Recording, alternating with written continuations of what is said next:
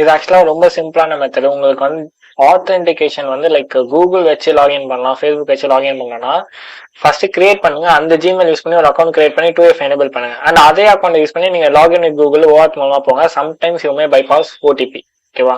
இப்போ நான் same account நான் வந்து ஓடிபி பைபாஸ் பண்ணி நான் உள்ள போயிட்டேன். ஓகேவா? ஸோ இதுவும் ஒரு பக் தான். ஸ்டார்ட்.